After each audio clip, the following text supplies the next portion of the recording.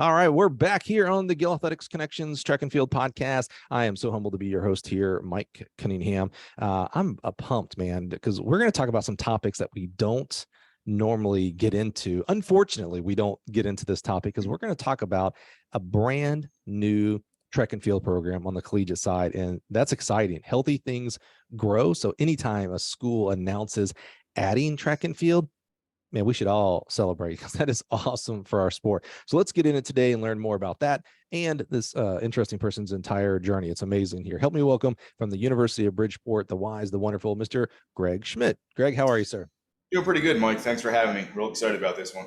Yeah, hey, I agree. I really am excited about this because, one of the awesome things that I get to do being the host here is I get to have these conversations, not only with amazing people that have amazing jobs, but we get to talk about some really cool, interesting things in regards to our profession here. And so I don't know, I'm trying to think back, you're the 167th coach on this podcast, by the way. That's a big deal, man. That's so I'm so happy you're here. But I'm trying to think if we've had anybody who are in the situation where you are today of adding track and field. I think we've had some that have, they're 4, 5, 6, maybe 10 years in that they started a program or added a cross country or indoor track. You're starting almost from a blank canvas here, man. And I'm just so excited to learn that. But before we get there, that's giving away chapter 10, and we're in the preface here. We're still in the beginning here. Gregg, talk about coaching for you as a profession. I know you were an athlete, but at some point, and it could have been as early as way back as middle school, it could have been 5 years after you graduated undergrad, somewhere in your head, coaching switched from an idea that happens to you, I get coached, to, oh, wait a minute, I can be a coach. Like some people go off to work at the bank. I actually could go and get paid to be the track. When do you remember, what's your earliest remembering of like, oh, I want to be a coach. This could be me.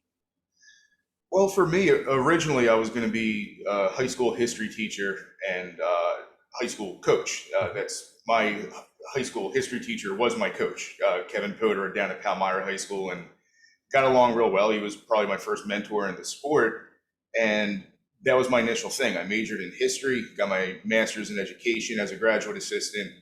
But when I really thought, okay, this is what I'm doing, all chips in, was probably towards the end of when I was coaching at Valpo going into Iowa Central, because I started having success. And I'm like, well, why would I stop this to go do something else? I was preparing to take the praxis to be a high school history teacher and all of those things. I was a substitute teacher for about 6 years at that point, all over the place. So I always wanted to be a coach in terms of collegiate coaching. It was probably about, 2 programs in before I really said, I enjoy this. Why would I do this? Not as a side job. High school coaches coach as much as, if not more than anybody else. Just, this is my full-time thing, I would say, was around that. I love that you said that. And we're going to start back at that first program. I believe it was Valpo was the first. No, my first program. So graduated from Lynchburg College. Took a year off where I was going to just be a teacher. And then I remember I was watching one of the Adidas meets, and I saw advertisements for NCAA and all this stuff. So I look up the website. I didn't know there was such a thing as a graduate assistant coach. And then I applied for a position because I had been coaching my high school just during summers and things like that. Because Coach Potter was a great hurdler. He went to Rider University back in the day. He did a great job as a hurdles coach. And he admitted to me, Schmidt, I'm going to do everything I can for you as a thrower, but that's not my thing. Mm-hmm. So anytime I had opportunity, I went back and coached my high school. So I said, well, I already have experience, and I found out what a graduate assistant was. St. Lawrence University, all the way in upstate New York, was looking for a GA for the throws. So applied, got that position, and that kind of started the ball rolling. So what I like about the first position that you have, and typically it's not the GA position, although, it could be here in this situation, even though or you think you want to be a coach, you don't know until you're in it, right? So I always think of that first position, that first taste of coaching is still like the tryout. Like you could still like, oh yeah, okay, this was not what I thought, so I'm going to go teach high school history, or, I'm going to go become a banker or something, So what was it like in that GA, that first, now you're a coach, whether you're GA or not, don't matter. You typically are responsible for kids and helping with the writing of the program and all the other things that come along with college coaching. What was it like when you finally got there? You're doing it. Was it an immediate like, oh, I made the right decision? Or was there still like, I don't know, I'm still trying it out? Oh, it wasn't an immediate love. I mean, I was still pretty immature myself, and I didn't know what college coaching was. I assumed you coach, athletes just show up, forgetting my whole recruitment as an athlete myself. And back then, this was 2005. It wasn't quite as much email. We didn't have all the services to send mass emails and stuff like that. It was, here's a binder. You get one phone call a week to a prospective student athlete.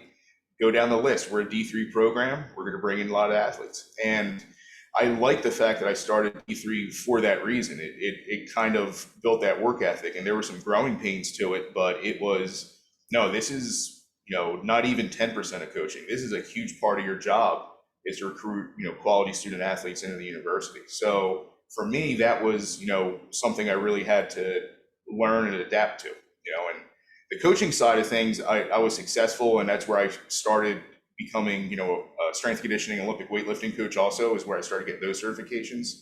But even then, I look back at those workouts and just kind of shake my head like, what was I thinking back then? But yeah, I mean, I enjoyed it, but it was some growing pains of, no, this is what college coaching is. It's not just show up to practice at 2:00 and then leave at 5. There's a lot of behind the scenes stuff. That's a great reminder, because you put a lot of like imagery to what I have been thinking there. With the first job is still like this triad of like, do I actually really like coaching or not?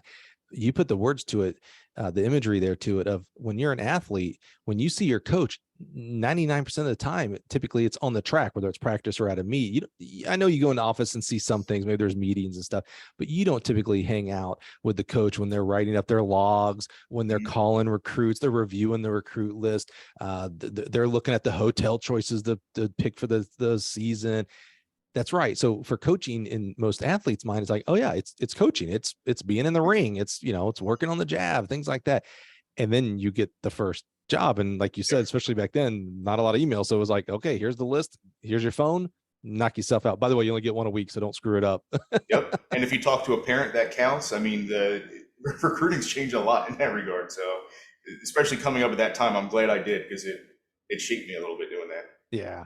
So what was, you still weren't, it wasn't like an immediate, and I love that it wasn't an immediate, like, oh yeah, this is it. I struck gold. I like that you actually, you had to put some thought to it. It was like, yeah, I'm still evaluating here.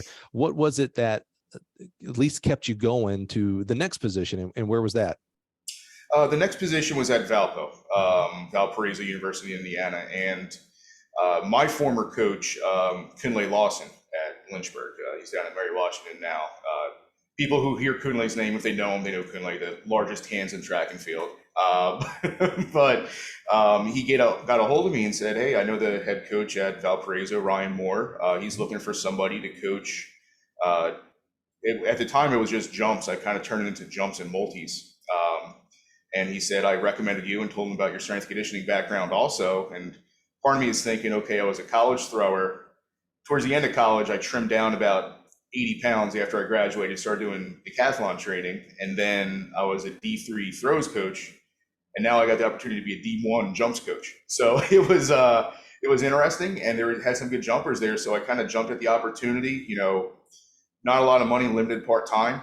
I'm from South Jersey, Philly area originally, drove from there out to Indiana. And, one point I was living in a former athlete from there's basement, paying him $20 a week for rent and stuff like that. And that's where, like I said, that's where I kind of realized, okay, I'm pot committed. I'm making some sacrifices to do this thing. Okay, Greg, we don't know each other very well, but that is now the second poker reference that you have made. Now, again, we don't know each other, so I doubt you know this. As a former professional poker player, I'm all in for the See, I can't even help by saying Yeah. the things. You can keep using all the poker references you want. We may have to at the end talk about our poker experiences if you're a poker fan here. So update that my man Kunle Lawson, who is one of the nicest people in the world, and of course he has the biggest hands in the NCAA coaching world, is now the head coach at Maryville University down in That's Tennessee. right, Maryville. That's right. Yeah. Because I made the dumb mistake. I saw that he got the Maryville job. Well, there's also a Maryville in St. Louis. So I messaged him saying how excited I was that he was going to be living so close to it. We're about 3 hours. And I was like, you got to come up to the factory, yada, yada. And he's like, what are you talking about, Mike? I'm in Tennessee. And I was like, oh, that Maryville. Got it. Yeah. Sorry. You probably don't want to drive to Champaign, Illinois. But love him. But interesting. And I have a theory, but I want to hear a little bit more from you. You said that Kunle recommended you for this multis jumps job, but you're I hate to pigeonhole people, but you put yourself there. You're a strength and throws position. What do you think Kunle saw in you this early? It's not like you had done this for 10 years. And I was like, oh yeah, no. He knows he may not have had a shot to coach jumps yet, but he definitely can do it. You're still a rookie here. What do you think he saw in you that was like, oh yeah, jumps multis? Yeah, my man can do that. Well, Kunle and I had I would say, interesting relationship when I was in college. I was mostly recruited for football coming out of high school. I had some concussions, broken elbow, and I just, that's what I was mostly recruited for. I said, I don't want to be in pain. I just really didn't see it as the sacrifice. I'm not going to name these programs, but, coming out of high school, I was 138 feet in the discus, 39 in the shot, so nothing special. And especially being from a track state like New Jersey, it really wasn't much in New Jersey. And I knew I was a D3 guy if I was doing track. And even the D3s, a couple of them said to me, I was 190 pounds at the time. They're like, you're a little too small to really be a shot or discus thrower for me. So maybe we could try to teach you hammer. But Kunle was really the one that showed an interest and really spent the time recruiting me. And I credit him a lot with my improvement over the years, because the first year at Lynchburg, I think there was about 8 of us that were recruited as throwers. Because of transfers or grades or things like that, I was the only one that survived that freshman year. And I still remember at a meet at VMI, Kunle is the nicest guy in the world, I'll say before this story, but I don't know if you know Seth McGuffin, who was another thrower from Lynchburg, really good friends with Kunle. They were literally having a catch with me, throwing me back and forth, just joking around with me. And then Kunle stops and goes, whoa. He's my only thrower right now. But don't break him. Yeah, but no, Kunle and I, we had our ups and downs. I think every athlete when they're in college gets a little cocky. And like I said, I was coaching at the time. So there was times where I was a little pain in the neck, but we talked about track a lot. And especially that first year, because I was really the only thrower on the program for the men, we got to know each other pretty well. And he could hear that I loved the sport as a whole. So I liked learning about it. And then after I graduated, like I said, I started training for decathlons. I started doing all these other things. So I started learning more about the events. And he and I kept in close contact during that time.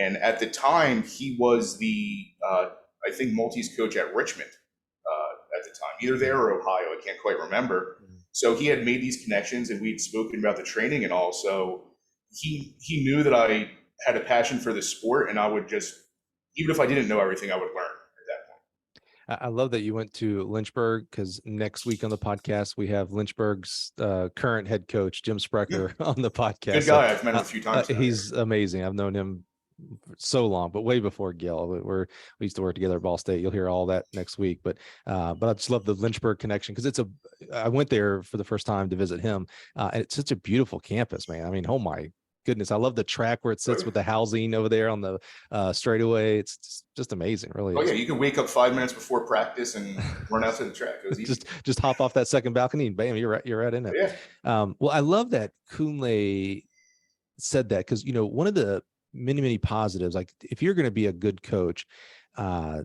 and that barrier, that definition good does not mean you produce a ton of champions or anything like that. But one of the things that good coaches do is they see things in others, that they're athletes. They see things in others before they can see it themselves. And typically we are talking about coach to athlete. So, someone might have looked at you and be like, yeah, you know what? I know you don't think so, but man, I think you can be a hammer thrower. And you may be like, hammer, I don't even know what the heck hammer is. I'm from Jersey. We don't do that stuff, but someone sees it in you before you could believe it. Here, a coach, a former coach of yours, looked at you in a coaching capacity. He was like, hey, yeah, you can coach jumps and multis, and before you maybe even could have grasped like, oh yeah, of course I can. You're like, you crazy man, but he saw something in you before you could fully see it in him. So shout out to Kunle, because that's a real gift of coaches and coaching, man. I love that. Well, especially, not sure if you know this, he was a triple jumper when he came into college. He No. had, yeah, he had the kid and play high top fade haircut. There's pictures of him, and he was a triple jumper and discus thrower. And then obviously he became Kunle. I mean, for anybody who doesn't know Kunle, if picture Pedro Serrano from Major League, they are twins.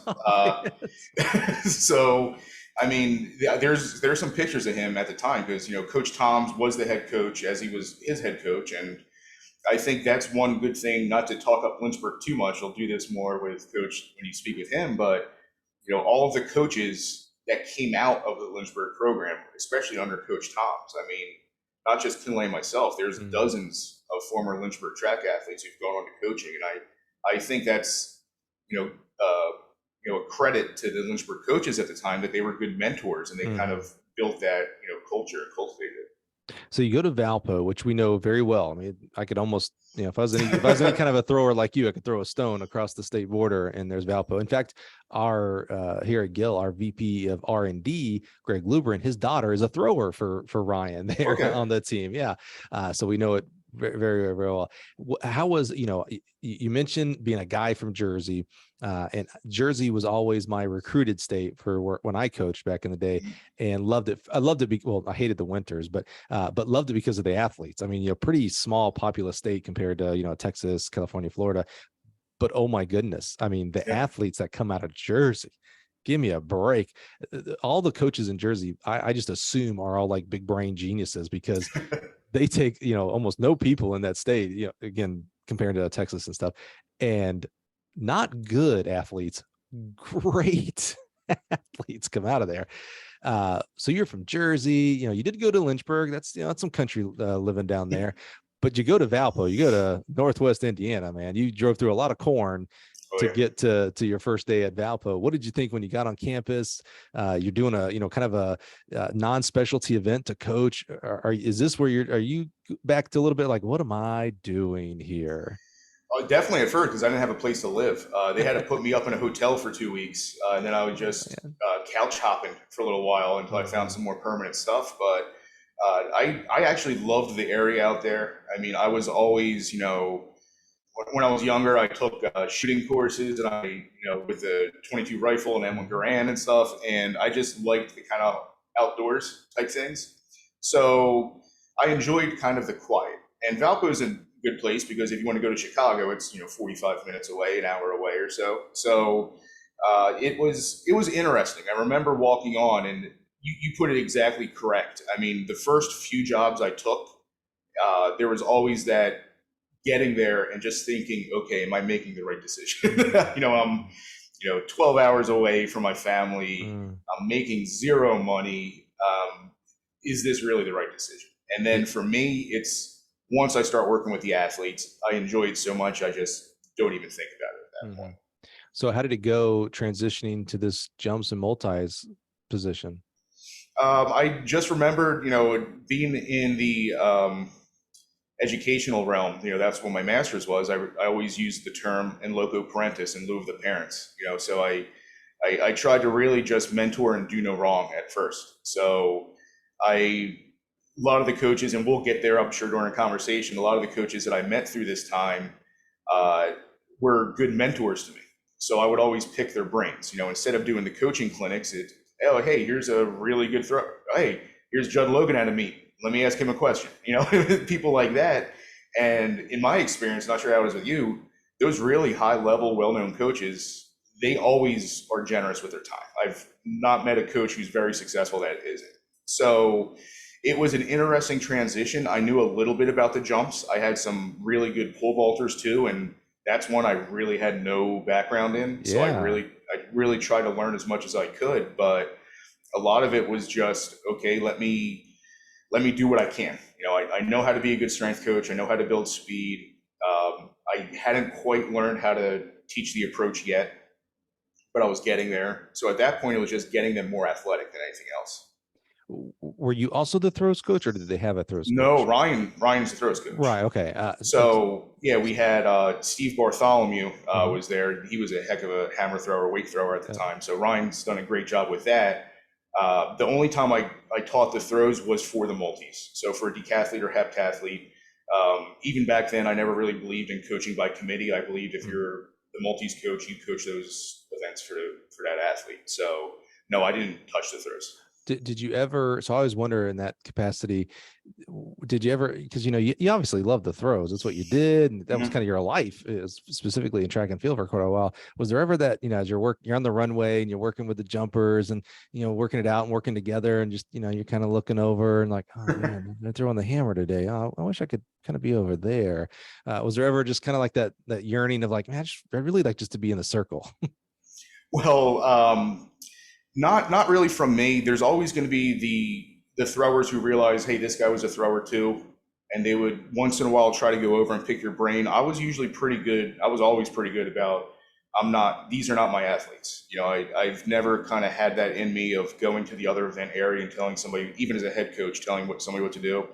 Closest we got probably is me and Moore had a throwing competition against each other. I can't remember where we threw. He actually PR'd in the shot, I think. Yeah, I beat Against him you? pretty.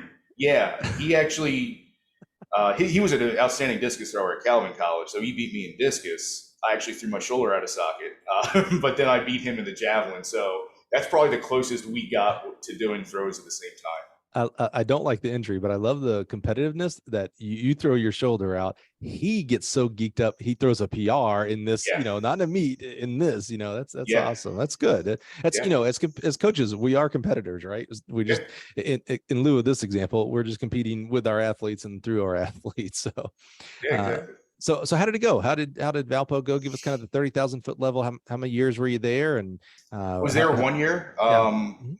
They had a pretty successful year. Had some good jumpers. Had a few of the multis at the time are still on the top five list and all those things. But they were changing the way that they had their coaches in terms of part time, in terms of volunteers. Talked with more. It wasn't going to be there. Even the little that I was getting, they were Mhm. dividing things up differently. So um, I that's when I applied for the position at Iowa Central, and then moved even further out in the Midwest. You just couldn't get enough corn, driving through corn and maybe a little wheat as you get that way. Yeah. Right. So you did your GA St. Lawrence. You do this 1 year at Valpo. As the things are going down at Valpo through no fault of your own, and maybe sounds like no fault of theirs. There was no Right. There's no bad will yeah, there. bad or deviousness, right. Just sometimes things change, and we got to we'll use another poker term. You got to play the cards that are dealt to you. You don't get to change them back in, right? So, but are you as that year is concluding and you're kind of figuring out, okay, it's not going to be Valpo next year. I got to figure out the next thing. Are you now hooked that, oh yeah, the next thing is going to be a track coaching position, or is there still a little bit like, all right, well, let me go look at this sector, maybe I need to go work over here, go back, use my history degree? Where are you at as far as like the hookness of coaching for a career? I'm trying to remember. Definitely after Iowa Central, I was hooked. I'm Mhm. trying to think if I applied for any other jobs that weren't coaching at the time. I don't think I did. I think Mhm. I was still only applying for coaching jobs at the time. And you mentioned peer to peer, which I consider, I'm a huge coaching education advocate. So I consider peer to peer a form of coaching education, the informal part, but it may be, I don't want to put it on par or above or below, but it is an important part of coaching education, as well as the USATF certifications, USTFCA, Altus, et cetera. Are you at this point, have you done any formal coaching education at all, or is it more still just a peer-to-peer and what you Yeah, know? actually, at Valpo, I did my USATF level one. That was Yeah. in Lima, Ohio. I remember Mhm. that one. Actually, one of our peers there who I emailed back and forth with quite a while at a time was Zeb Zion, who Valerie Allman's current coach. He was at University of Chicago in his Yeah. first coaching job at the time. So Yeah. we would see each other at meets, and yeah, he was outstanding at the time. I mean, he Mhm. even then he wanted to learn every single thing when we were in the coaching class. So yeah, that one was led by Matt Lightham, who was at Defiance College at the time. So Yeah. The only other certification I did at that point was my USA weightlifting level 1, because I knew track coaching, it is strength and athletic coaching. So the more I can learn about that side of things, the better. And then through that, I actually kind of fell in love with that Olympic weightlifting community also, and heard about all of the overlap between, somebody like Al Furabot, who did both, and, all these other athletes who did Olympic lifting and track and field. So I kind of combined those things. Thinking back to that level 1 example that you had there, and Matt Lightham, I talk about being a coach and education advocate, and I taught level 1s for quite a while, but Matt Lightham is one of the guys, that's an OG coach and education person. But pours so much time and attention and care and thought into coaching education. Was a big part, I believe, of the USATF youth certification. He's written several books. Matt is just an amazing advocate for us here for coaching education. But we recently had Kyle Allison, head coach of University of St. Francis in Fort Wayne, Indiana, who's a thrower. I'm on this throwing kick for a while for a couple of guests here. I asked him when he did his level 1, I was like, as a thrower, level 1 is endurance, jumps, sprints, throws. To stereotype, it's like, man, the throwers, when you get to like distance, it's got to be like, can I just take a nap here? Let's get on to the sprints and power events. But he expressed like, hey, I kind of knew I wanted to be a head coach at that point, so I knew I wanted to learn about all the other events. You're going into this level 1, not only having been a thrower and a throws coach, but now having done jumps and multis. It had to be, I'm assuming, you tell me, maybe even a little bit more interesting for a guy like you, because you've been dabbling in some other events now. Yeah, I definitely took a lot of notes. It's funny, at the end of it is always the race walk. And I remember some coaches just leaving, and I'm standing there like, no, it's still part of track and field. I'm still going to learn as much as I can. And I actually think one of my bosses after that, Mike Roll up in Mansfield, I think he wrote the curriculum at that point for the race walk. So yeah, for me, it was just learning as much as I could about everything. And part of that might have been because I was still in that realm of, am I going to be a high school teacher and coach where I have to know a little bit of everything? So that kind of drove me a little bit more also, because, I don't know if you know Palmyra, New Jersey, my graduating class was 70. We have a cinder track still with a 200-meter straightaway, actually, from back when they used to run the 220 hurdles. Wow. So, we're a very small program. We always have great athletes coming out of there. But I saw my coaches in high school, and I knew I might need to coach a lot of different things if I become a high school coach. So initially, that's a little bit what drove me into it. That's awesome. So you go to Iowa Central. I always get Iowa Western, Iowa Central, Iowa Wesleyan. I get them all mixed up. You go to Iowa Central. You're continually moving west. Now we're going to learn you did a U-turn and headed back east in present day here, but Iowa Central. So tell me about that. What kind of program was it? What were you coaching? I can't even say you were the throw. I don't know. What were you even responsible for? I coached multis, hurdles, jumps, and I helped out with javelin because one of my best friends right now, Floyd Turner, was the throws coach there in his first coaching job. And Floyd was an outstanding thrower, 4-time national champion discus, but early on he went out and told me, he's like, yo, Schmidt, he said, I don't know much about the jab. So a lot of the times I would talk with him behind the scenes about, what I see, what the athletes can kind of do, and he would just go implement. So he was the throws coach, but he would just ask me a couple things on behind the scenes. But that's where I really had to learn about the events. I had a long jumper named Niai who did outstanding from France. He ended up going to the University of Arkansas, and he jumped 7 meters, I think 7 meters 72 for me that year, and had a big PR indoors. And I realized, okay, if I'm going to coach this caliber of athletes, I have to learn as much as I can. So I totally forgot you're from Jersey. Did you throw the jab in high school? Everybody kind of did. That's all I wondered. We had the rubber tips on it. I was never very good. The best I threw, I think, was 140, 150 feet. It's just, you run, you take a big crow hop, and you throw your entire arm into the thing. So it's cool. It's interesting. That's what I assumed in Jersey. I was like, I think everybody at least throws it, and you figure it out. And some continue to throw it, and others are like, all right, good, go back to the mile. You're good. We're not gonna throw the jab anymore. Exactly. Yeah. So Iowa Central, what division were they?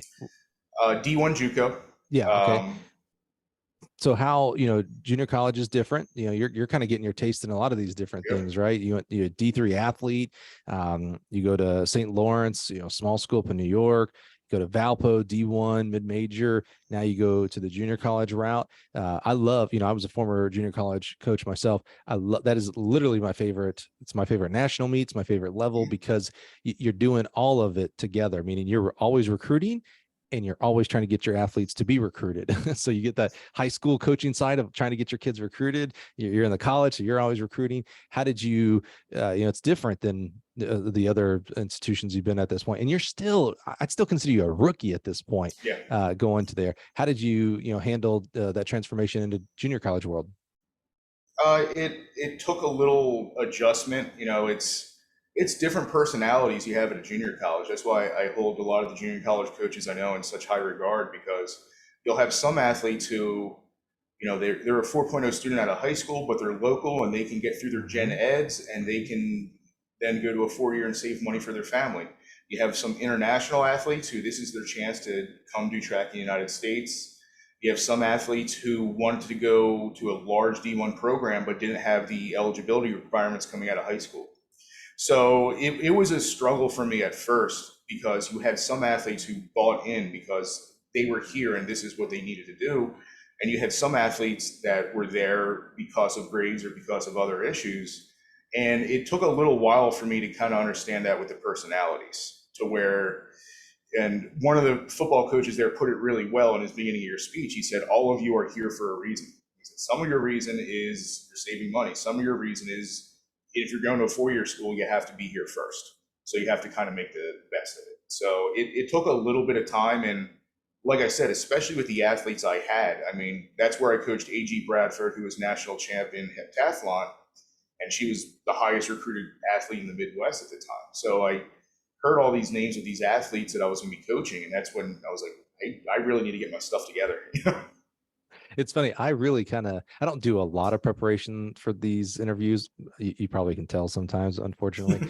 But here I was thinking, oh, I'm interviewing a throws coach. Okay, I got my throws mojo on, and yeah, you're not a throws coach. Here's the best thing I can call you. You're a coach. You're a track coach. That's awesome. I love that. Some of the highest level coaches that I have interviewed here and have known through my coaching career and now here at Gill they're not pigeonholed. They're not throws coaches, sprints coaches, distance coaches. They're coaches. I mean, it's kind of the same principle. You're trying to move that center of mass fastly some way. Either you're turning or going straight, or you're putting it into an implement. So I love that. That's being a coach, man. You to coach, be the coach. I love that. Yeah, I mean, and that's the funny thing is I was a thrower, and my most successful athletes were all jumpers, multis, and right. different things. So it's the way I see it. I compare it to other sports. If Scotty Bowman wanted to coach basketball instead of ice hockey, he would have been successful. It's more about your style and the atmosphere you create and how you get the information across to the athlete more than anything else. Phil Jackson would have been a great football coach probably if he moved into the football realm. So I wonder about that. I've thought about that. I think about some of the greats, right? The John McDonald's, Edric Floreal, Mouse Holloway. I mean, just some of the Jerry Baltus at Grand Valley. Just these guys and gals that are just routinely have conference championship teams and national top threes and titles.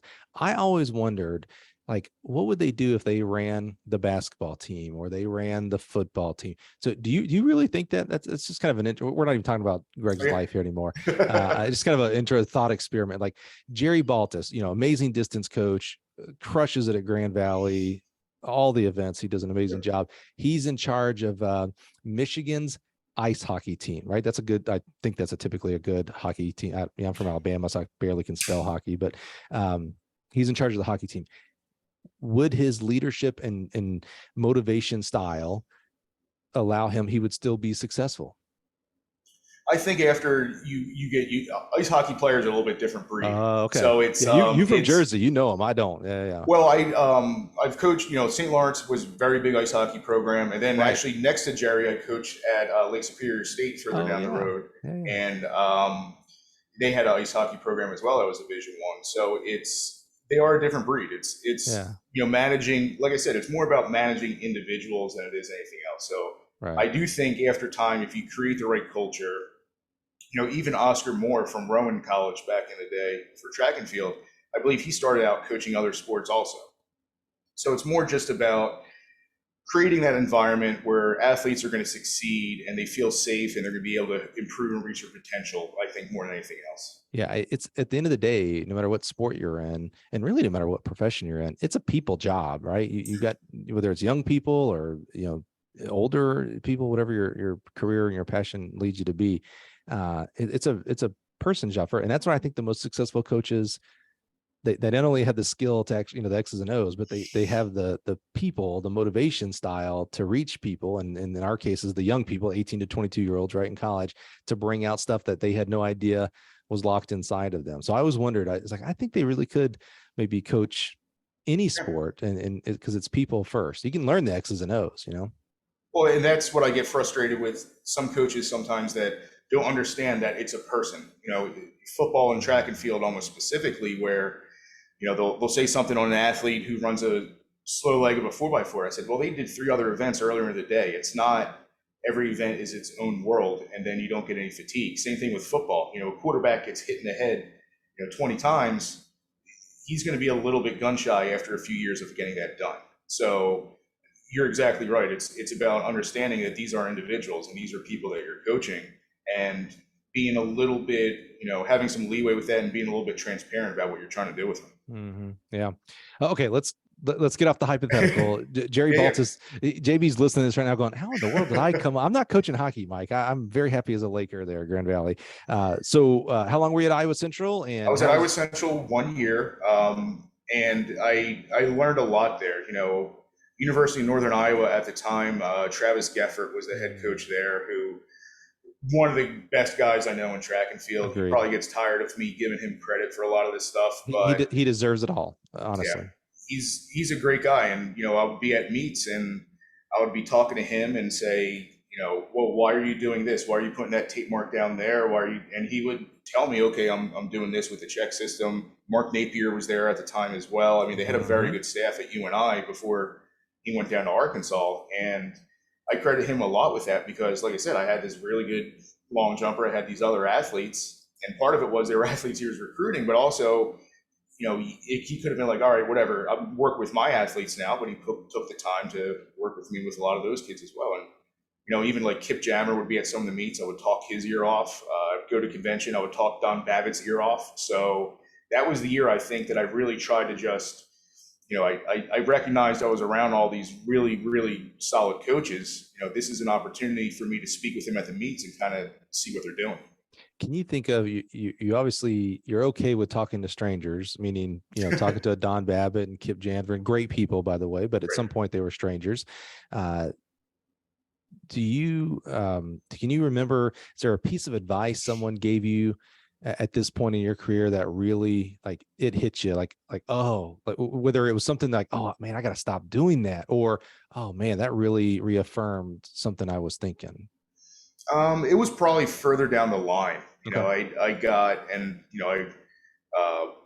I'll skip through a few of the stops I was at coaching, but I mean, there was a time where I had success at Iowa Central, and then from there I went to Lake Superior State, coached the jumps and the multis, again, not the throws. Or no, I did coach the throws there. That was the first time since I was a GA, and coached, the national champ in triple jump for Division II, and then he ended up being top 10 in the United States. And I started to have a little bit of a chip on my shoulder of, I had success after success, I had 2 years in a row of coaching these national champions, and I got a little full of myself, and my temper really got in my own way. I'm Sicilian from South Jersey, so that temper comes out, and I was let go of Lake Superior State. I've told people about it before, and that was my own doing of just my temper getting in the way. And from there, that was the rough period of me for coaching, because I jumped from program to program over a period of about 3, 4, 5, 6 years without really finding a home. And that's where, like I said, I was getting in my own way. And it was coaches that I knew that, we have a really good coaching community where if somebody sees you kind of getting in your own way, doing things that are harmful to yourself, they won't call you out and say, hey, you're being a jerk. They won't yell at you. It'll be more like, hey, how's everything going? Like, and there's too many coaches to name at that point. But Kunle was one of them. Mike Roll, when I worked with him at Mansfield, that would just, hey, you're a good guy and you're a good coach. You just need to, step back a little bit. And it was around that time that I realized it was my insecurity kind of getting in the way of, I need to show everybody that I'm this good of a coach instead of, no, you're here for the athletes, buddy. So settle yourself down a little bit. You seem to be open to it. So if you are open to it, I'd love to explore this a little bit. Okay, good. Without, you're talking about some temperament things, so we don't need to get into like any specific fights you got into with a coach or said some things that maybe you shouldn't have said. But, one of the things, we got two things going on here, Greg. One is something that we don't have in the moment. We only have now, 10 years later, right? We have perspective. I can look back and be like, oh man, I can't believe I did this or thought this way or acted this way, right? The other is, and this is extremely hard, it's easy to say, but it's actually hard to do, is self-awareness, right? They're called blind spots for a reason. They're blind, and to your point about, these coaches that spoke to you and kind of spoke truth to you of like, hey, what's going on? Like this, you're better than this. This isn't you, or this isn't how you should or have been acting in the past. And thank God for those people, by the way. You're not a real friend, by the way, if you see someone, your friend, doing bad and you're just like, oh yeah, no, you're good. No, it's the other person's fault. You like, speak truth to people. That's a real friendship, real relationship here. But as you do have this perspective now, and I don't know if in the moment you started having that self-awareness, but maybe there was a point where it's like, oh, hold on, stop the phone. Why am I feeling this way? Because I have some similarities with this. Like there'll be times where I'm just a lot when I had my two kids, and with my two kids, I'm just like, what the fuck are you doing, man? Yeah. And I got to be like, all right, they're 8 and 11, Mike, back off, But what was it that you were feeling? You mentioned, and I want to dive into that part too, about some insecurities of like having to prove. What was it? Was it anger? You mentioned Sicilian from South Jersey. So I think, anger and all that kind of stuff. What was it that was just this roadblock that came up for you at this point? I think it was just a little bit of everything where, I wasn't the best athlete coming out of school, going into college. I was 280 pounds. I was out of shape. Then I trimmed down. I was a decathlete. Everything was good. And then I started coaching and I started having this success. And it was almost like an entitlement that I'm owed better than this. So if I would be in the office and a sport coach from another team didn't show me what I would have thought was enough respect for me, I would take that sound like Michael Jordan. I would take that personally. And I had to realize, hey, idiot, they don't know why you're angry. Like they just see somebody who's angry for no reason. So it took me a little while to kind of realize that. And the best thing that happened during those period of 4 or 5 years was I didn't get any jobs that I really saw as dream jobs, because there was a lot of jobs coming up at universities that I've always loved that are around the family and all that I didn't get. And the coaches knew me and they gave me good interviews. The worst thing that probably could have happened at that time is I got one of those jobs because I wouldn't have been prepared for it, and it's one of those things where, I do have anxiety. I even talk to my athletes about it because I think it's good to be open about that, because they might be feeling that, hey, I'm the only one who feels this way. So it was kind of just all those things just bottling up. And like I said, it was the insecurity and it was that weird feeling of entitlement of I'm owed much better than this. I'm a good coach, almost being not petty. I can't think of the word right now, but I think what you're describing here, if you allow me to put words and not put words in your mouth, you tell me, because we talk a lot of times after 160 plus interviews here, a lot of times the word ego comes into the conversation, and almost immediately, because ego, the word, is seen as this bad thing. It's like, oh, I don't have ego. It's like, well, actually, I'm not your counselor, so I have no professional training here. However, my experience with interviewing people, not only for the podcast, but, my job and being a coach in the past, things like that, ego is not bad. In fact, ego is good. Ego is what helps us be competitive. It helps us have self-worth. It helps us to try to do better and look better and all these kind of things, right? Bad ego is bad, right? So it sounds like when you're describing that, I'm kind of putting myself in some past experiences as well. It's like, oh, and you feel, entitled, because then I'm wondering like, well, what entitled to what? Not that that's bad. Again, you are. Boy, anybody who follows me on social knows, I think as track coaches in general, we're entitled to a heck of a lot more pay. And that's not a bad thing. It's not a bad thing to get paid for what you have a passion for. You can still love the kids and love the sport and all that stuff and get paid to take care of you and your family and friends and your future, to retire and things like that. Right. So entitled to more pay. You mentioned entitled for respect from other coaches, which that's a weird thing. And I'm not belittling. I'm just saying like, that's you think now you're like, that is kind of a weird thing. It was interesting because you said entitled and I'm like, well, wait a minute, you're coaching national champ. Like, you're getting what what you're doing coaching. Did you, just kind of sum this up a little bit here, did you kind of think, like, I don't even know how to put this in words, Greg. I had it here for a second. Did you kind of think like, I should be like, I'm coaching these All-Americans, I'm coaching great jumpers, and I'm not even a jumper, I was a thrower, all this kind of stuff. Was it more of like, man, I'm going to insert, I'm not even going to name a university because it's not part of it, just using an example. I should be on the staff of XYZ Power 5. Like, what am I doing? Was it like the level you were at, JUCO and Lake Superior? Was it that? What? No, it wasn't even the level. It was because that's 100% accurate though. That was kind of the mindset a little bit. After I coached at Lake State and I had the success there with, triple jump and all of that, I interviewed, I counted, I think it was at 15 different universities over the course of 2 months, flying all over the place because my jumper came in ranked 12th and he won national championships. It's a strong field. So a lot of people thought, wow, this guy might know what he's doing. And when I didn't get all of them, I got a little bitter, was the word I was trying to think of. Yeah, a good friend of mine, she's doing great things now, Althea Thomas. She always would tell me things. How do you know Althea Thomas? I know Althea from, I can't remember what convention I met her at. She was coaching at UAB at the time. Yeah. And I mean, her father's a legendary high school coach, and she's always blunt with me. She tells me how it is, and she's the one who said, "You sound bitter right now for no reason," when I was talking to her. If she sounds like someone that if you're listening, you hear Althea Thomas, you're like, man, I should know more about her. Gill Athletics Connections podcast alum. Of course, I had Althea, now the head coach at Vanderbilt University. Yep. I've known her since she was an athlete because, I coached down in Alabama. So I've known her since she was a little high schooler. And of course, her dad, the legend he is.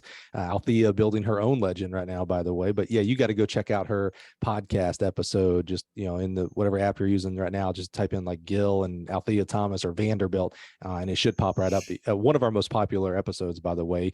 And I love it because she deserves it all. Not only an amazing coach and fierce competitor, but amazing human being. So, all props to her. So, gosh, I had another thing there going on. So no, I love that. I love that. I love that we have a common person, more than one common person, but Althea being the common, I just absolutely love that. So you used the word bitter. Yeah, I like that. I mean, meaning I like one of the ways to solve problems is to start putting words to them, right? Not just the feelings that are in, like actually putting some thought process to them. Are you at a place now where you're able to look at this time period and see yourself like, oh, maybe the problem was I was coaching for myself. So when athlete A or athlete B got All-American, cha-ching, that was another All-American certificate for me, instead of, oh, hey, great, Johnny or Sally jumped farther, they got a PR and they got first, and now they're maybe going to be able to go into another university or maybe able to jump pro, or there's a difference between coaching for yourself and coaching for others. Are you at a space now that you can see that maybe that was one of the issues, or am I just way off base and you're like, no, Mike, that had nothing to do with it? It didn't have too much to do with it, because I always put the athletes first in that regard, where I almost took it as, when I would lose my temper or something, I always took it as somebody was doing something against my athletes. It was almost like a little protectorship over it. So you had now that sounds like you had the bad chip on your shoulder. Like you had to create an enemy, like, oh, they're all against me. Yes. Yeah. Yes. Yeah. Okay. I had Now the yep. psychologist Mike is getting through here. Okay. All right. Yeah. Cause you mentioned earlier chip on your shoulder. And again, that's not, that's like saying ego. It's like, oh, that's not bad. Like that's Right. cool. Whether it's an imagined chip on your shoulder or a real slight, that's okay. It's when it becomes a problem, and some of the things that you're describing that you were feeling and working through, it's like, oh, now it's a bad chip in your shoulder. Like, hey man, not everybody hates you, brother. It's all good, Right. Yeah. Like almost like I'm in charge of a pack of dogs or wolves, and I'm the alpha, so I got to do what I can to protect the pack.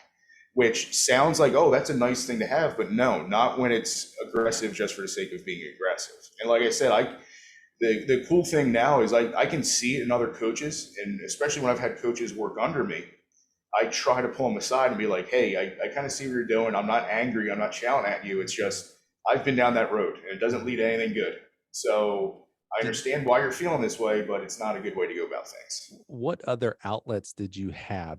We like to put coach as our number one in our life, not our coach, but our title of coach, right? We have all these different roles in our lives: brother, mother, father, teacher, best friend, spouse, etc. In all of those roles, we sometimes like to put coach first, and some do, and that's not correct in my opinion. Your faith, your family, your own self, actually. It kind of sounds selfish, but your own health, financially and physically, etc.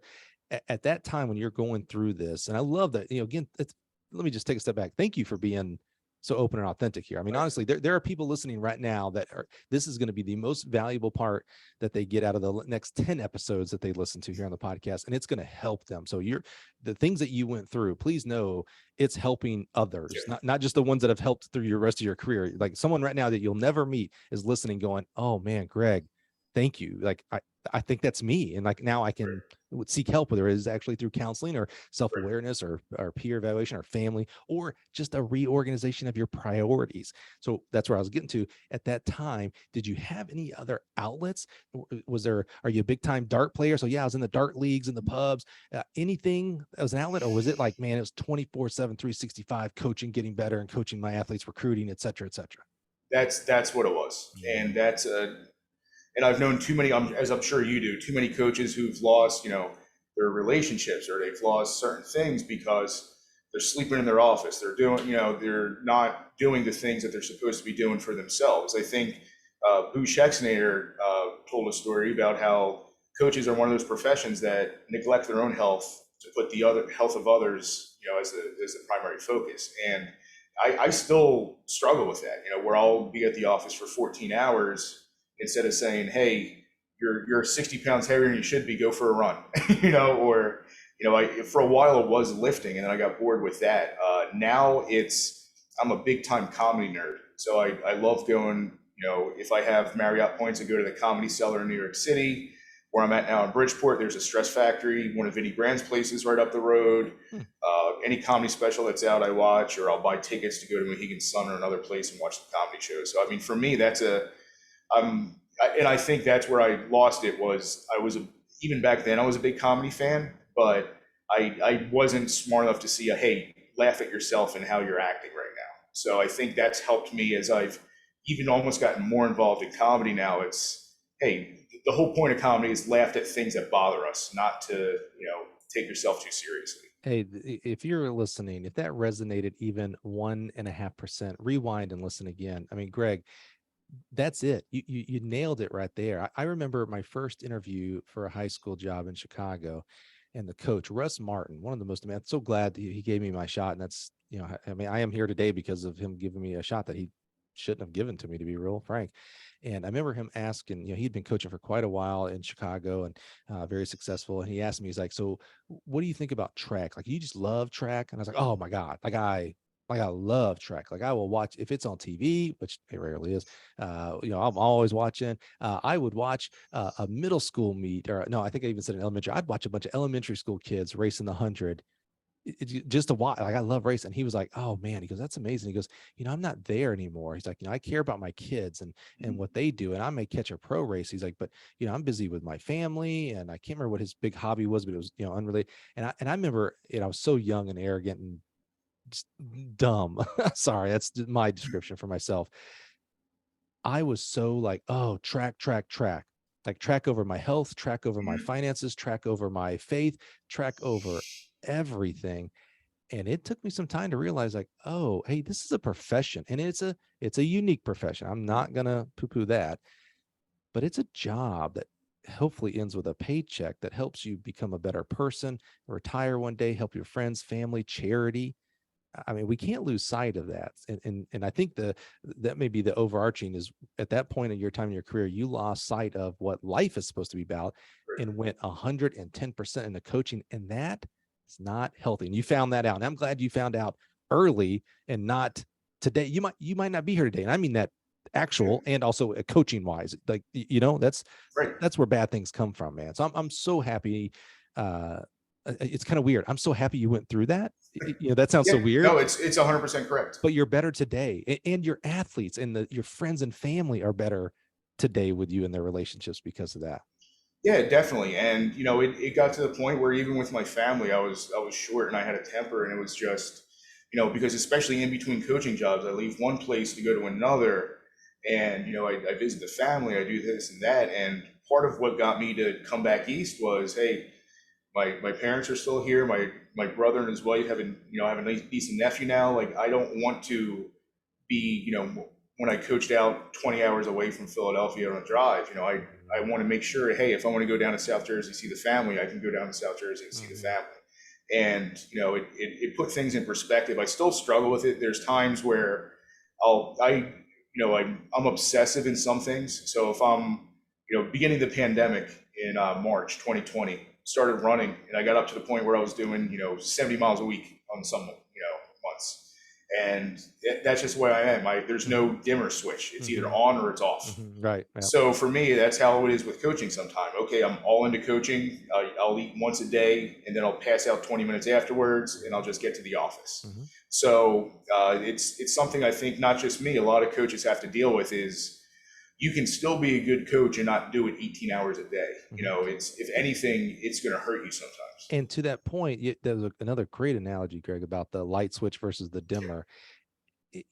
What we're saying here, and from my prior experience and experience talking to a lot of coaches through the podcast, when I say, hey, it can't be 110% as a track coach every day, you're being so selfish that way, because you're taking away from your family and friends and your own health and things like that. But that doesn't mean at some points it's not the 14-hour days, specifically maybe around track meet days, right? Unfortunately, but maybe if you're in the Northeast, which is a heavy indoor season, maybe a January through March 1, man, don't talk to Greg because it's track season. But God bless, can't wait till after nationals in June, because June and July, man, Greg goes on vacations. We get to hang out. We go to museums together. We do we go out to eat. We spend time together. So it's not a one or the other. It's not binary. It's like, oh yeah, you may have these 70, 80-hour weeks coaching, but it can't be 52 weeks a year.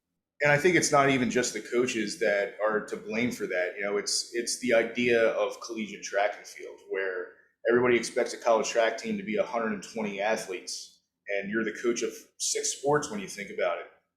So you're recruiting all the time. The university says, we want you to have this type of recruiting class and all of this, and it's, well, no, but you're still getting paid as this other coach, same as the other coaches for a lot of the other sports, and it's, well, yeah, but we need some assistance. I can't just do this all the time, and I think it's unfortunately the culture of college track and field, and not to jump too far ahead to Bridgeport, but that's what I'm thankful for with Bridgeport, where some programs are falling by the wayside and getting canceled.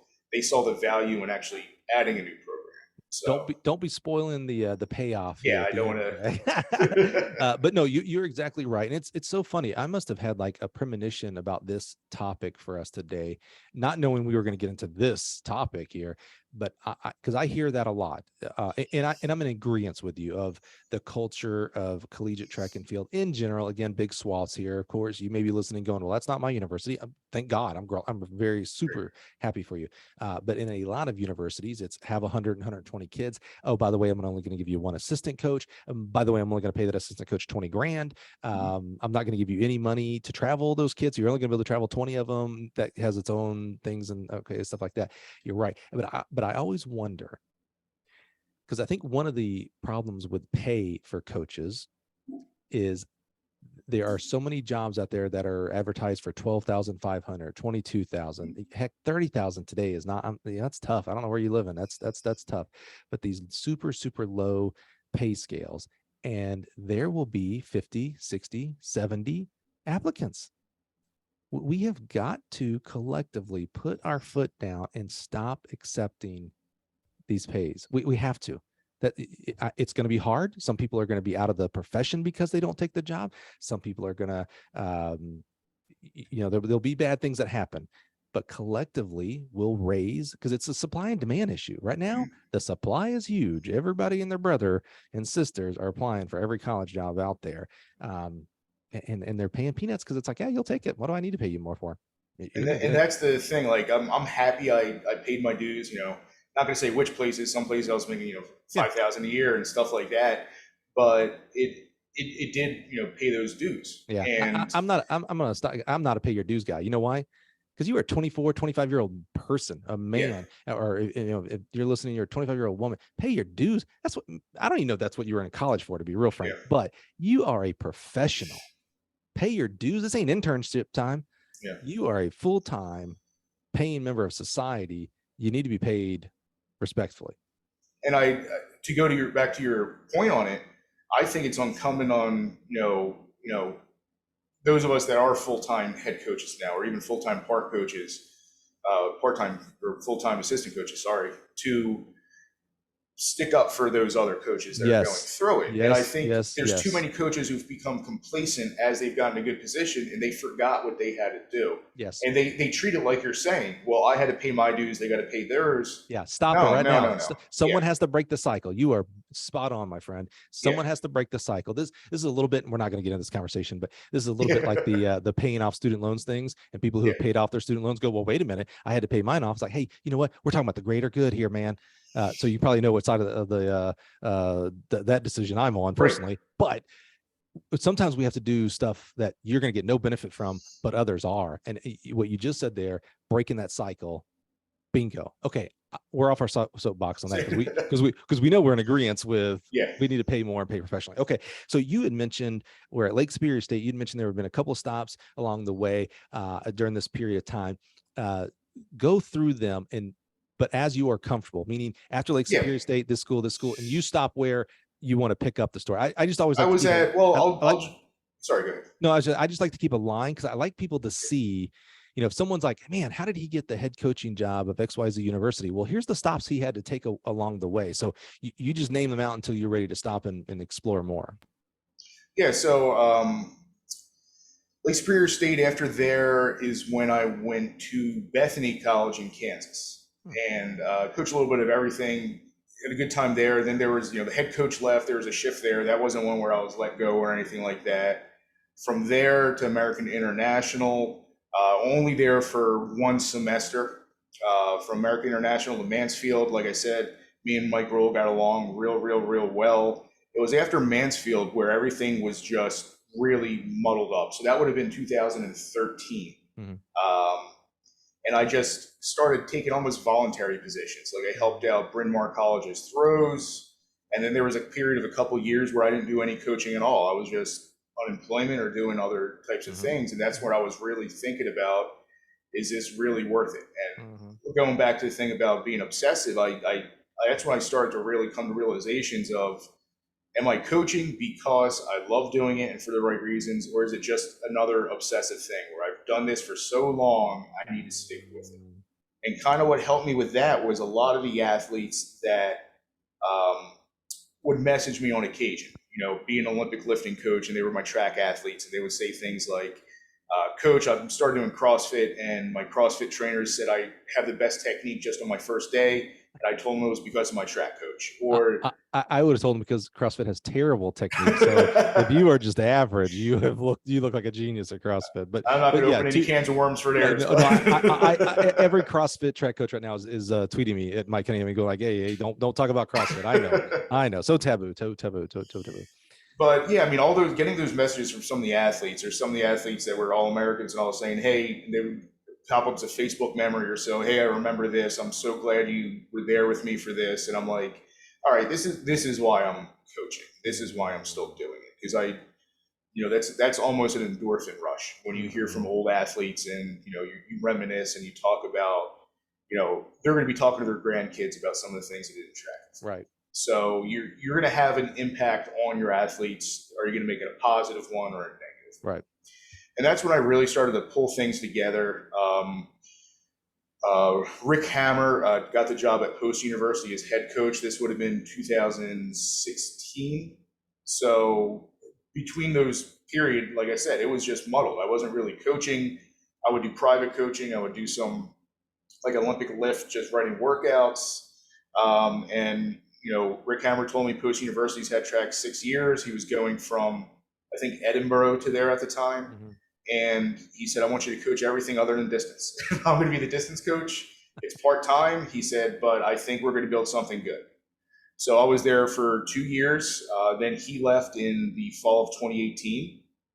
And it was the middle of the season. I'm like, okay, I guess I'm the interim head coach. I was the head strength coach of the university at the time. Wow. So, it was the festival year also. And I had an athlete win regionals in cross country that year. So I had to be in December. Interviewed for the position. They gave it to me. It was my first ever head coaching position. Went through the year without an assistant. At that time of year, I didn't find anybody I really felt comfortable with. So I was distance. I was everything. Wow. And I was the head coach there for 3 years. And you want me to get into moving into Bridgeport, or do you have any? I don't want to just ramble on. Tell me more about Post. I mean, because that's interesting. You become a head coach through a lot of turmoil. I think you described that correctly.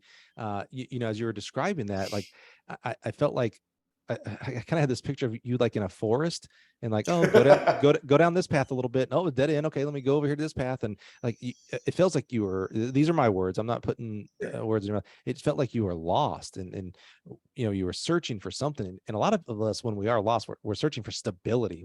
It's hard for us to say that. We like to say, yeah, I was looking for that coaching job, or I was looking for that partner, or I was looking for a stable wage. Sometimes it's stability. Those are all stability type of describers there.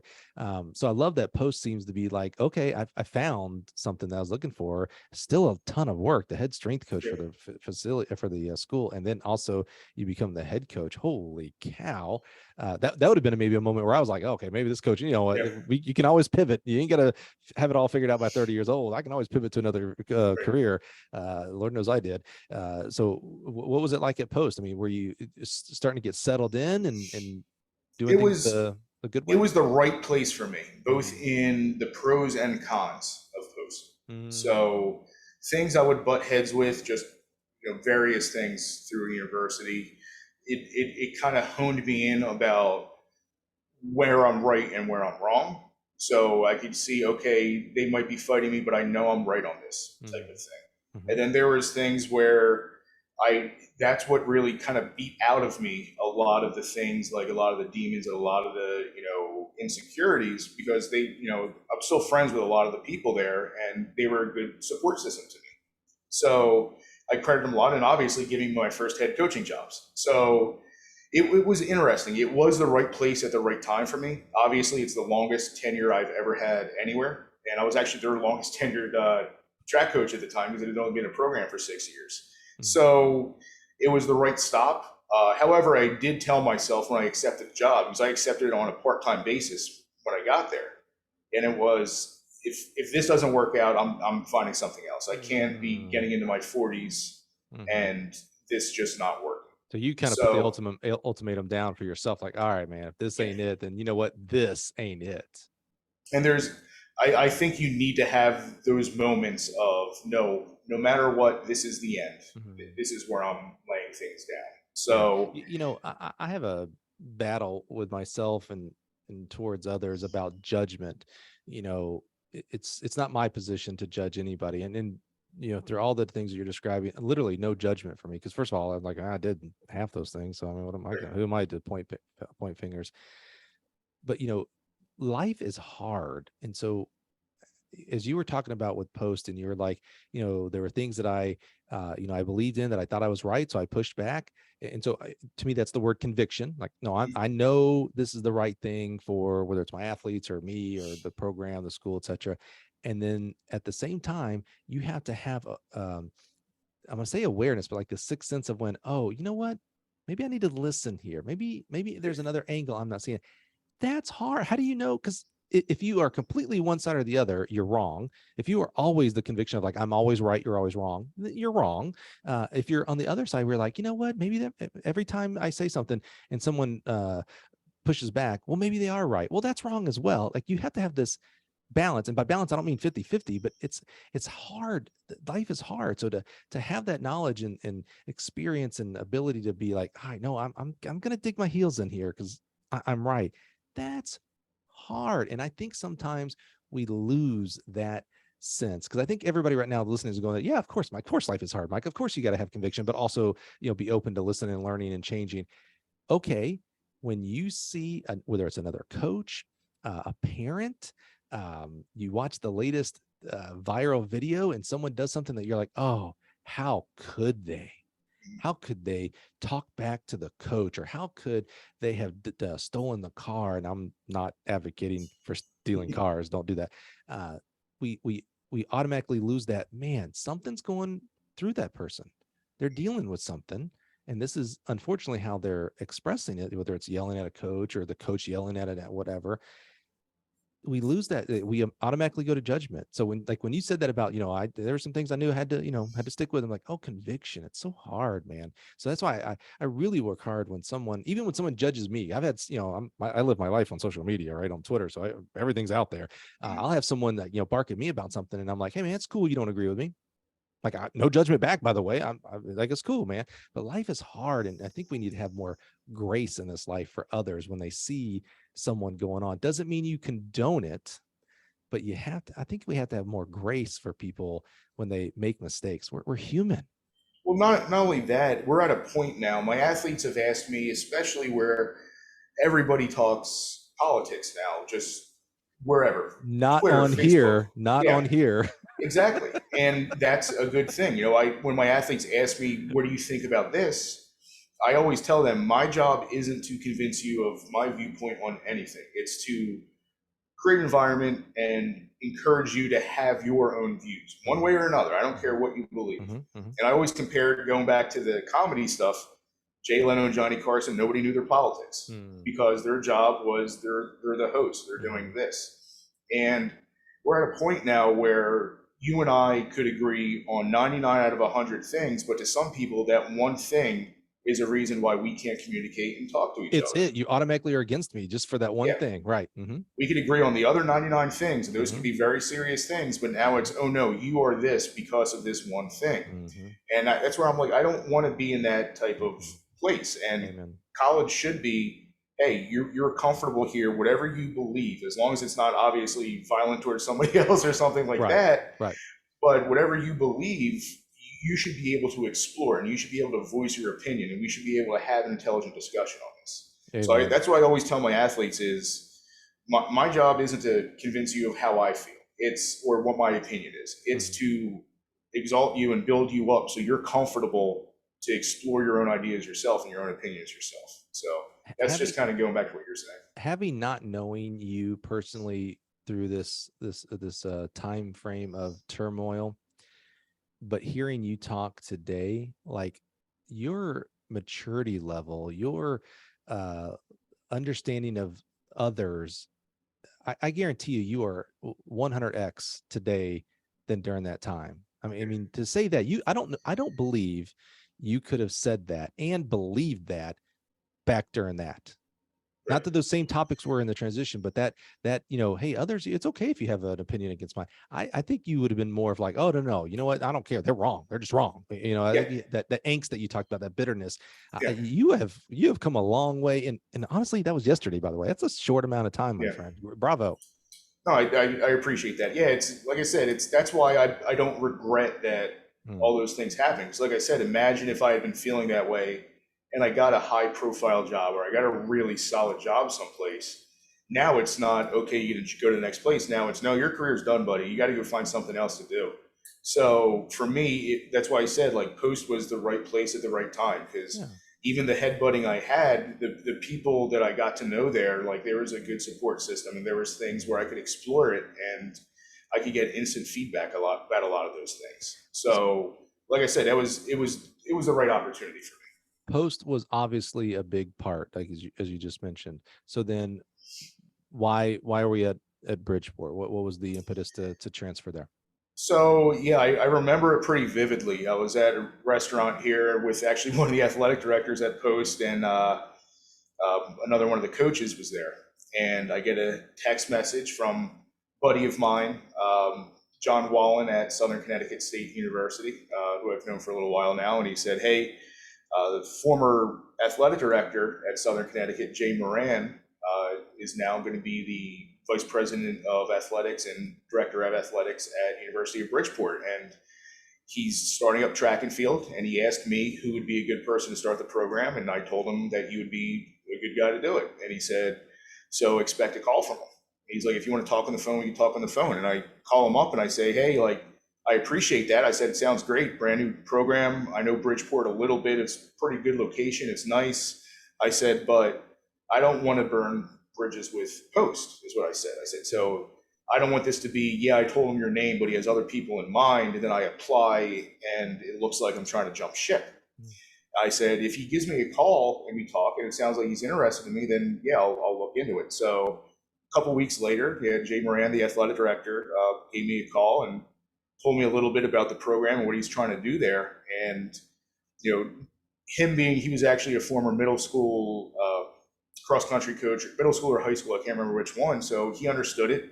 Being at Southern Connecticut State, which is, arguably the best team in the region, Division II, he saw those things. They had an indoor and outdoor facility. So he said, "No, if we're going to do this, we're going to do it right." So I just felt comfortable that it wasn't, okay, we're adding track as an admissions 2.0 to get 150 more athletes in. We're going to try to do this the proper way.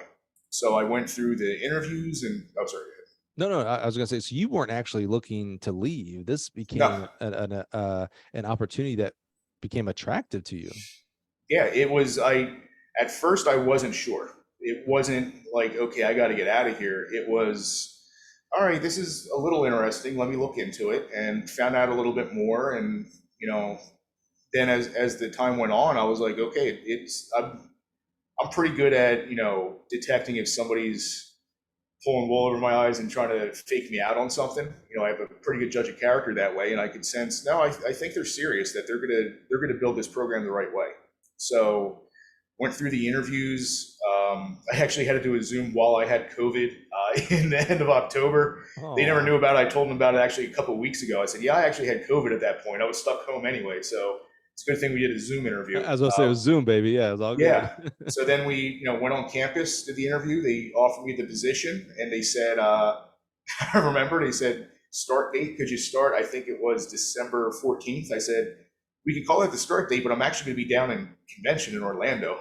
So even though I'm starting, I'm actually not going to be around until about January. So really just been starting up the program and recruiting since January more than anything else. So give us the lay of the land. You go to Bridgeport. I think before we hit record, you said they had cross country, men and women, but no indoor or outdoor men and women's track. And they've added all four, or kind of set the table for us. Oh no, they've added all four. And that was another, glad you mentioned that, because that was another selling point for me, is some universities say we're going to add track, but you know what, let's just start with outdoor. And then as you get more people, let's move it into indoor. Or they'll say, okay, we're going to start with outdoor, but the first couple years, to save budget, we're just going to have you recruit distance runners and sprinters. Yeah, because we don't want to pay for poles and all that stuff. But it was, now if we're doing, and I've talked with our athletic director about this, now if we're doing this, we're doing this. I have pole vaulters coming in, throwers, and all of those things. So yeah, they had cross country. It's never been a huge program for them. I don't think I'm telling tales out of school on that one, but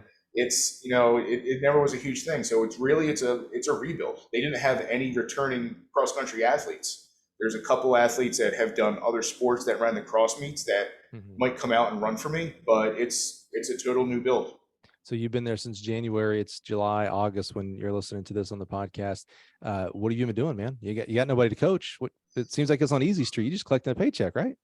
Recruiting. Oh yeah, that's right. recruiting. That's pretty much it. Getting to build relationships with the university. This July, I did 4 visit days for 2023 grads, which were very successful. Each one of them had about 14 athletes and 50 when you include family members. And so the university's very supportive. They like that. They said we've never seen that in any other sports teams before. So they're very supportive and say, hey, let's keep it going. So I added 4 more in August. Just more than anything, this semester has been trying to get the word out there of, hey, we're adding track and field to Bridgeport. Right. And they understand too, hey, if this thing keeps growing and there's obviously no track, they've never had a track team before.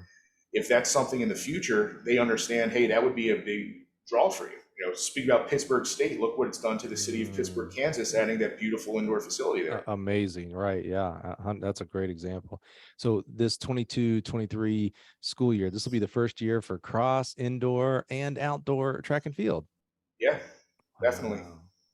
So, I mean, this seems like, on one hand, you get this clean slate essentially.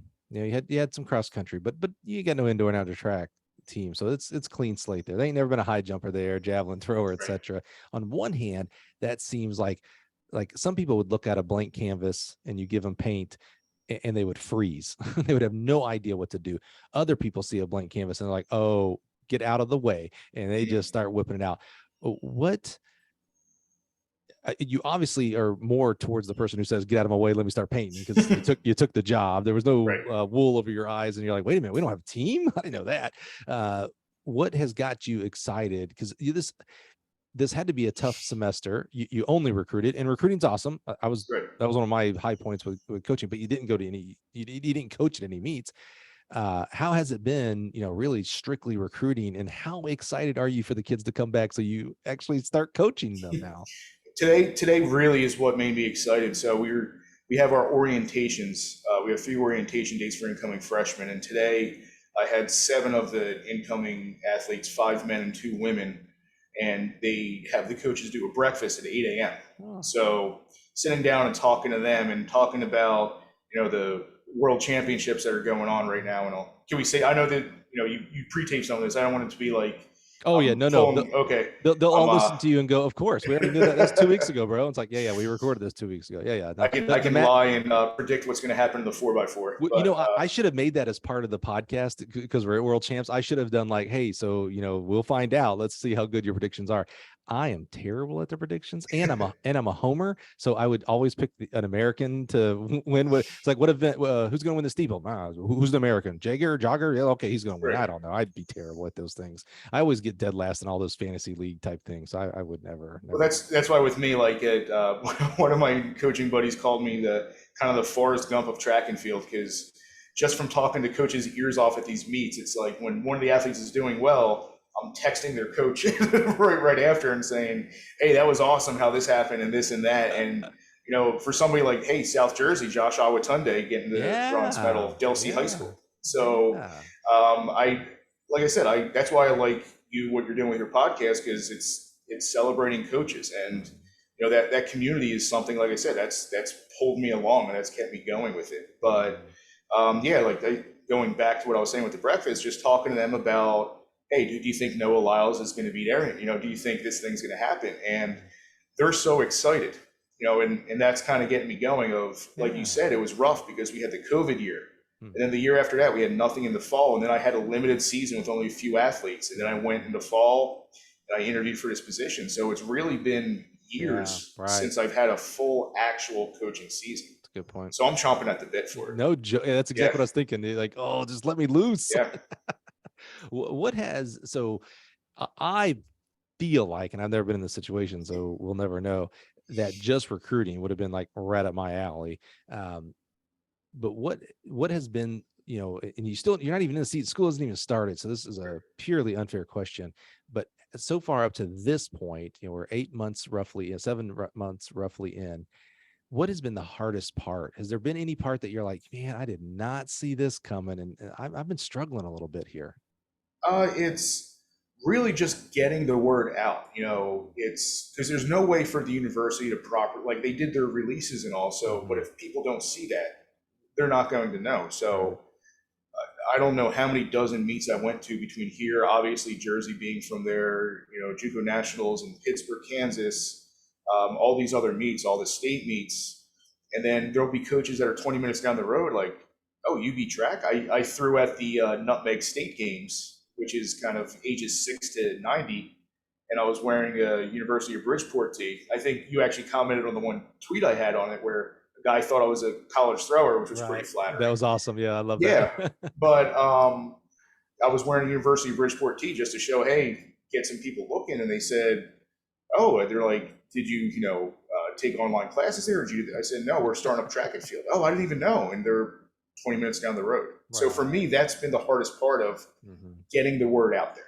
Yeah. And what I told our admissions department, everybody thinks track and field recruiting is easy because there's so many high school track athletes. I said, yes, but it's the most participated sport in the country at college, so they can go anywhere.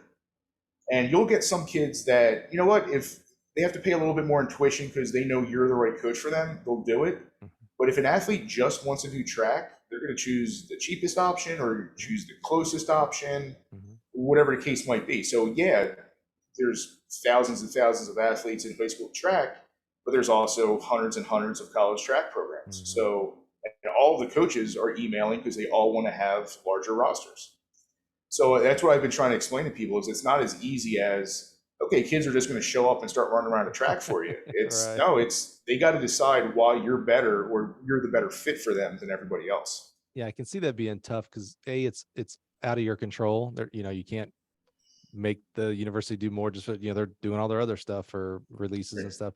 And you're a history guy. You have no history. You're writing history, which is Right. exciting. But that's great for next year and 2 years and 20 years down the line. But today, yeah, I could see that being pretty tough.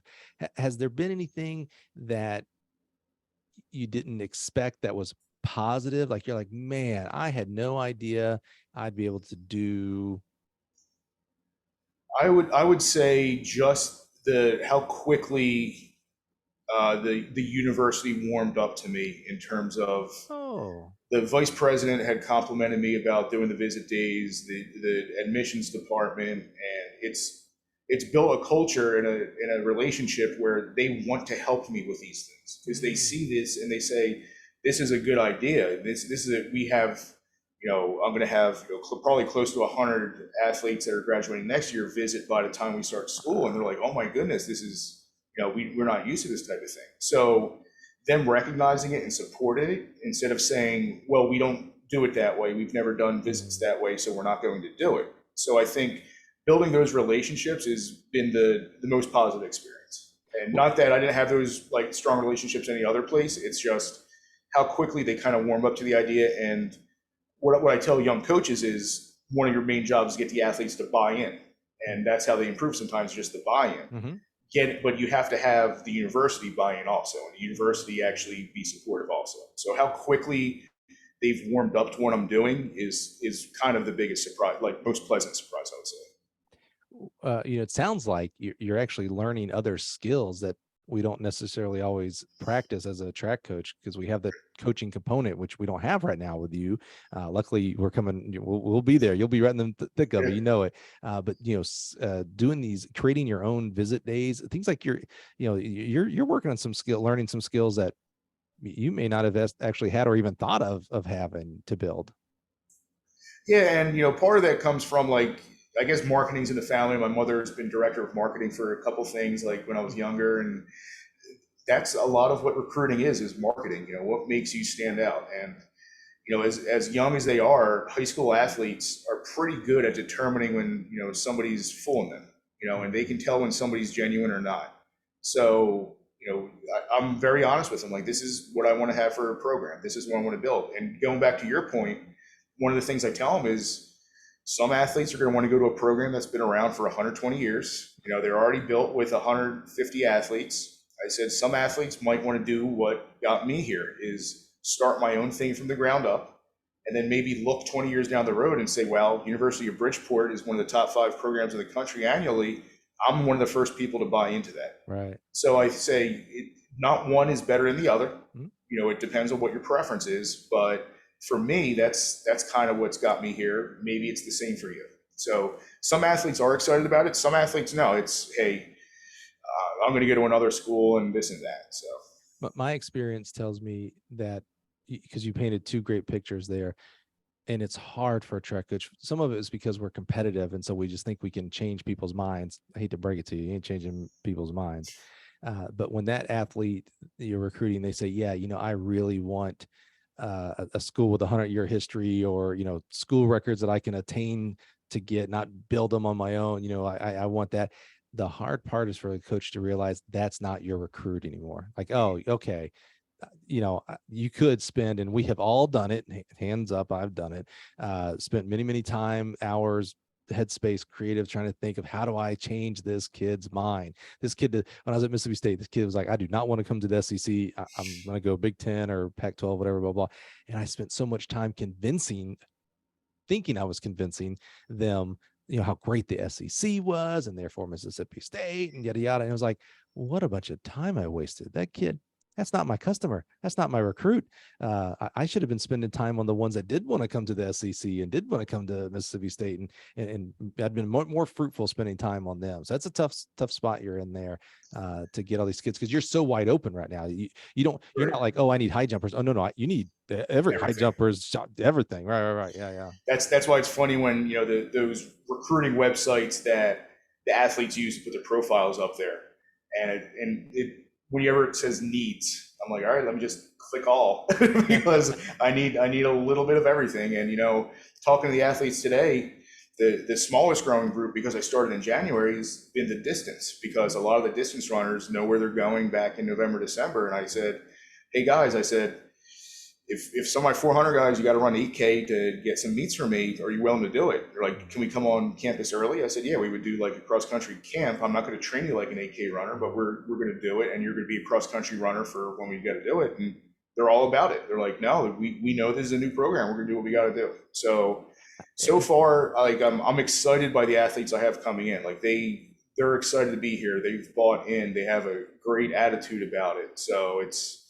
and part of it is, like I said, part of it might be because I haven't coached in a little while and I'm, really gearing up to do it. But a lot of it is I'm just really excited about some of the athletes that, are already coming in. It's not just like we're filling a roster. We got some that are, going to be making some good marks this year. Yeah, I'm excited for you, man. It's obviously enjoyable to watch the NCAA championships and see programs, the traditional programs win and do well. And then, the small guys, Coastal Carolina, having an amazing sprint year, Carl Goodman and Sandy Fowler, the head coach there. That's always great. But I equally get geeked up when it's a brand new program, whether they're in their first year, second year, 0 year for you. Like I get so excited about that, because you get to build something from nothing. There's just like this lump of clay right now, and you get to mold it into the statue, man. And I'm just so excited for you to do that. Like that's so cool. I appreciate that. And that's the funny thing. That was the cool thing about basically starting my job at the convention was I go into the athletic department. I'm like, do you have any polos? I said, because we don't have a team yet until actually January 1st is when we're officially a team. And I'm like, I got nothing. I'm like, I'm going to be in Orlando. I want to start representing UB since they're going to be like official. Give me some polos. So they got me a few polos. And I remember going through, like, you talk about Jerry congratulated me, like, and all these people. And I don't remember who I said it to. I said, I haven't announced anything yet. They don't even have the press release. I said, how? They're like, well, no. They're like, Gregg, everybody knows. I said, well, I guess it's a small community, but I appreciate all the support. But it's good to see, like, in our profession, of not having that bitterness of why is that guy getting the job. And that's happened a few times, but it's always younger coaches. I think that's just a trend for younger coaches of coming up to me and telling me, you know what, I think I would have gotten the job instead of you, but this happened. I was like, you could just say congratulations. So, but it's good that like the veterans that we know are just very helpful. Oh yeah, I got a few of those at convention of, I think I would have gotten the job, but this, and this. I'm like, all right, man, cool. I've never met you before. Nice to meet you. Have have a fun convention. It's sometimes hard to hear ourselves because you would cringe the other way around if someone did that to you. Yes. And you're not being, again, no judgment. You're not being mean. You're not putting down the person, but it was, Right. but they're saying a lot. And it's like, you realize what you're saying to me. Like, Yeah. there's only one way for me to take that, by the way. Yeah. You're saying that you were the better applicant. It was just because of something else. But like I said, now the younger me, like I said, going back, the younger me probably would have gotten frustrated on something like that. But yeah, me, 100%. I'm like, it's almost like I said, I see my younger self in it, and I'm like, yeah, don't hold it against them. They'll get there. Yeah. It's like, okay, so what you're saying is if you would have applied, like, I'm no good, so you would have gotten the job. Thanks. Yeah. I appreciate it. Cool. Thank you for not applying, I guess. I don't know. Well, man, Gregg, this has been awesome. I really do live a charmed life, specifically with this part here around the podcast, because I get to talk to coaches and the people who choose to be coaches, and everyone. Like, I don't know if you're listening, I'm not sure if you know or not, but no questions are sent beforehand. So when I reach out to Gregg or Beth Alford Sullivan or Kyle Allison, some of these recent amazing coaches we've had, it's literally like, hey, I do a podcast where we uplift and honor your journey. Would you like to be on it? There are no preset questions. There's no like, hey, with you, Gregg, I want to talk about leadership. It's like, hey, man, I think this is interesting because I don't go and read your bio. I literally know almost nothing unless I happen to know, like with Beth Alford Sullivan, because I'd coached as well. Okay, I knew she had Penn State and things like that, but I didn't know Stanford and all this other kind of things. So what's where I'm getting at, where I'm just so blessed is, Gregg, you direct this episode. The guest is completely in charge. They can talk about what they want, what they don't want. We don't push anything. And I'm always amazed, and you were a really, really good example today at your openness and authenticity and humbleness. Like, you are now, I want to say you're only the second person. Karen Dennis was the first person, just recently retired at Ohio State, where she kind of, like hit me with, when I asked her why she left UNLV to go to Ohio State, and she's like, well, I was fired. And I was like, what? Because I was like, you don't have to say that. And, again, when you talked about at Lake Superior State, you're like, yeah, I got let go. Like, to me, that is one of the most, like, I get a little emotional because I'm like, Gregg, you obviously have to trust me. You have to trust the people that are listening. You have to be okay with someone going, oh, I didn't know that dude got like, oh my, the whisper, the judgments, right? Oh my God, Gregg did this, that you are confident in your own skin today, that you're comfortable with the mistakes that you've made in the past, because they're not the mistakes being made in the present and therefore the future. Like, man, I'm just so humbled that you would just be that authentic self, because not only some of it's maybe, and maybe you would share this experience, and you don't have to, maybe you can do it after we hit stop, but some of it's a little bit therapeutic for yourself. Sometimes it's good for us to just talk it out, and we don't always get that chance. But honestly, this has been so helpful. I can't wait to read the emails and DMs and tweets that listen to this story and say, wow, man, I used to be that way, or, hey, I think I might be that. I didn't think I ever was able to put words to it. And hearing your story, like, I'm going to go seek help now. I'm going to go seek counseling, or I'm going to, again, reflect on myself. You can sometimes do it on yourself, and sometimes you need help. But man, Gregg, your story today, your journey, which is so early. Like, if this was a 10-chapter book, brother, you might have passed chapter 2. I'll give you maybe chapter 2.5. You got such a long career ahead of you, so many more adventures starting right now, this amazing adventure, this literally blank chapter at Bridgeport, that you're going to write your history major. You're going to write your history on this program. There's never going to be another first coach at Bridgeport. Okay. There's never going to be another first school records that you're going to help these athletes set. I'm just so enamored with you right now that you would come and help other people. You've helped so many people today. I just need you to know that. I want you to know that, man. It's really important, but as important as you coaching kids, man, really is. I appreciate that. And like I said, some of that is, like I said, more recent.